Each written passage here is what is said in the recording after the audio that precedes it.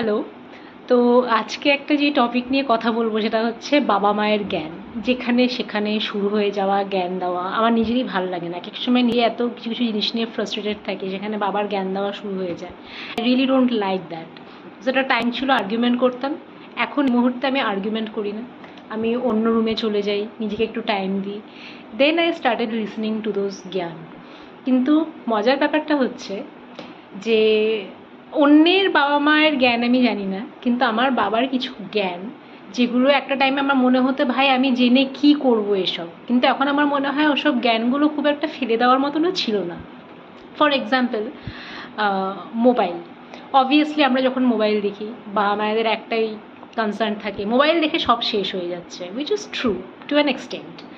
কারণ আমাদের দেশে যখন মোবাইল ফার্স্ট ইন্ট্রোডিউস হয়, মোবাইলের টাওয়ার, রেডিয়েশন, এসব নিয়ে আমার বাবার বক্তব্য ছিল, এখনও আছে। সেটা হচ্ছে মোবাইলের সিগন্যাল অন করে রাখলে সেই রেডিয়েশনের এফেক্টে আমাদের ব্রেনে কেমিক্যাল লোচা হয়। সেই কেমিক্যাল লোচার জন্যই আমাদের মধ্যে এখন টলারেন্স কমে গেছে, আমরা অল্পতেই ট্রিগার্ড হয়ে যাই। এখন তো চারিদিকে দেখাও যাচ্ছে মানুষ এমন এমন ব্যাপারের জন্য খুনোখুনি করছে যেগুলোর কোনো মানেই হয় না, বাট হচ্ছে সিচুয়েশন। তো something is wrong with our environment, with our style of living, with what we are eating, because we are what we eat. Processed জিনিস প্রচুর খাওয়া দাওয়া আমাদের অনেকেই করে, যারা খুব হেলথ কনসার্ন তাদের ব্যাপারে আমি বলছি না, but most of the time আমরা টেস্টটাকেই বেশি প্রায়োরিটি দিই এবং সেটা করতে গিয়ে আমরা নানা রকমের খাবার দাবার খাই। মোবাইল কানেকশন একটা আছে। আমার বাবা তো অনেক কিছু লক্ষ্য করেছিল যখন মোবাইল রেডিয়েশন এই এফেক্টটা নিয়ে অনেক আলোচনা হতো, যে নারকেল গাছে ঠিকঠাক ফুল হচ্ছে না, ফুল ঝরে যাচ্ছে, নারকেল হচ্ছে না, অনেক ছোটো ছোটো জীবজন্তু যারা খুব সূক্ষ্ম তারা সার্ভাইভ করতে পারছে না, যেমন চড়ুই পাখি, নানা রকমের ছোটোখাটো পাখি জীবজন্তু যারা এসব জিনিস সহ্য করতে পারে না। এটা হচ্ছে একটা জ্ঞান। আরেকটা হচ্ছে সিরিয়ালের থ্রুতে কমার্শিয়ালাইজেশন, যেটা এখন সামনাসামনি অনেকে অনেক কিছু প্রমোট করে, বাট একটা টাইম ছিল যখন আমি নিজে কোনো দিন অত সিরিয়াল দেখতাম না, বাট হয় না মানে কোন সিরিয়াল দেখছি হঠাৎ মনে হলো একটা এপিসোড দেখে নিই। যখন একটা টাইমে এসব ওয়েব সিরিজ ছিল না, ছিল হচ্ছে টিপিক্যাল একতা কাপুরের শোগুলো, যেখানে হিরোইনরা মেন লিড গয়না পরেই শুতে চলে যেত। তো বাবা সেগুলো দেখে বলতো কুন্দনের সেট এসব, আমি বলতাম বাবা দেখো কিছু, বাবা ওসব দেখতো না obviously, but he was like এগুলোর থেকে এগুলো হচ্ছে বিজ্ঞাপন, সব কিছুর বিজ্ঞাপন, কীরকম শাড়ি পরে আছে সেটার বিজ্ঞাপন, কীরকম নেকলেস পরে আছে সেটার বিজ্ঞাপন। এবং আমি পরে দেখতাম যে এসব জিনিস দেখে মেয়েরা ইনফ্লুয়েসড হয় এবং তারা কেনাকাটাও করে ওরকম টাইপের কুন্দন জুয়েলারি, কুন্দন সেট, বিয়ের জন্য শাড়ি ঠাড়ি, একটা কাইন্ড অফ বিজ্ঞাপন। নেক্সট আসি, নেক্সট হচ্ছে আমি একটু লিস্ট দেখে নিই। আরেকটা হচ্ছে ম্যাগি। ম্যাগি আমরা সবাই খুব পছন্দ করি, আমার তো দারুণ লাগে। ইনফ্যাক্ট আমি এখনও খাই যখন মনে হয় যে হ্যাঁ আজকে আর ডিনার করতে ইচ্ছা করছে না বা কিছু রান্না করতে ইচ্ছা করছে না, নিজের মতন করে ম্যাগি বানিয়ে নিই। আমি একটু হেলদি ভার্সন অফ ম্যাগি বানাই যাতে আমার ব্রেনেও এটা কাজ করে যে হ্যাঁ I am eating something healthy. তো আর বাবা এটা নিয়ে একটু বেশি ওভার রিয়াক্ট করতো। বাবাকে আমি বলতাম যে বাবা তুমি মুদিখানা দোকানে জিনিস আনতে যাচ্ছ, তো ম্যাগি লিখে নাও, আমার জন্য ম্যাগি এনো, আমি আমার মেয়েকে বিষ খাওয়াতে পারবো না। This was his kind of statement, বিষ। তখন obviously I was a kid এবং আমার কাছে মনে হতো this is something very exaggerating. আমি চেয়েছি তো কী হয়েছে, দিতেই পারতো, বাট না আমি বিষ খাওয়াবো না।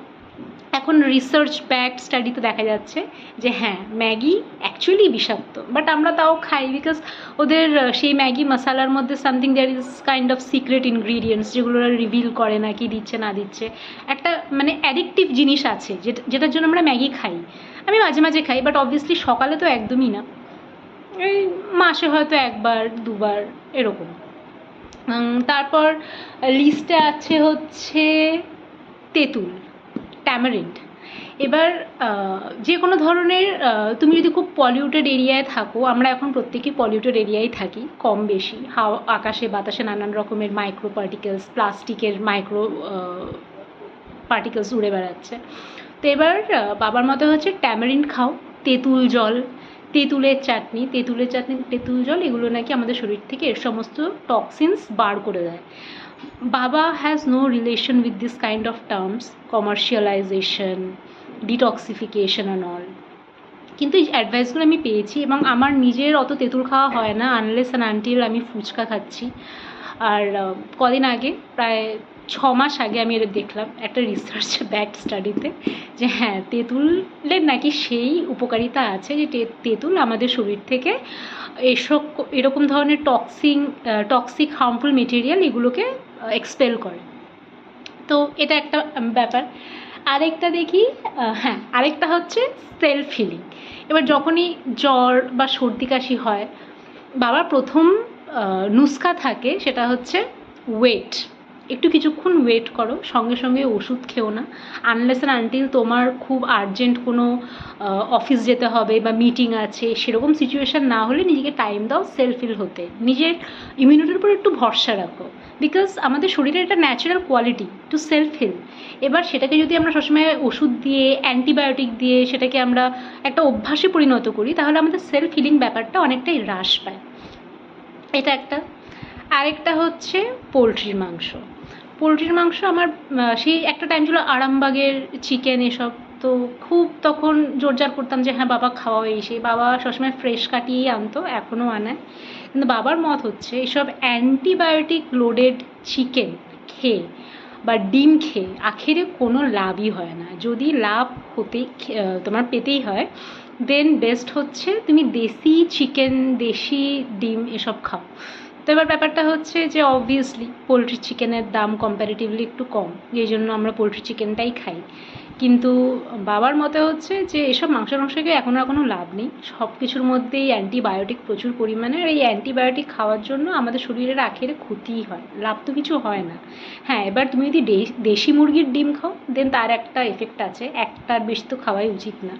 পোলট্রির মুরগির ডিম যদি তোমার সেই কনফিডেন্স থাকে 2-3টের বেশি খেলেও কোনো অসুবিধা হয় না, বিকজ এগুলোর মধ্যে সেই জিনিস নেই, সেই গুণ নেই যেটা দেশি ডিমের মধ্যে আছে।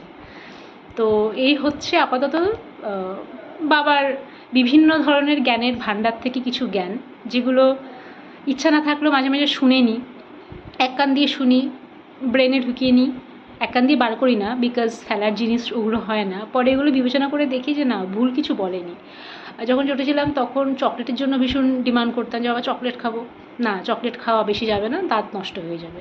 এই সমস্ত স্ট্রিক্ট যেসব ব্যাপার স্যাপার ছিল ছোটোবেলায়, খুব এক্সাজারেটিং মনে হতো একটু বেশি এক্সট্রাই করছে, না হলেই নয়। এখন বুঝি যে না, ঠিকঠাকই করতো। আজকে ঠিকঠাক গাইডেন্স পেয়েছিলাম বলেই ঠিকঠাক আছি।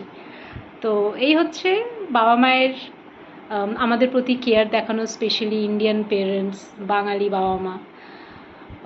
মাঝে মাঝে শুনে নেওয়া ভালো, হয়তো রিয়্যাক্ট না করলেই নয়, রিয়্যাক্ট করো না, কিন্তু শুনে নিও, সব কিছুই ফেলনা না।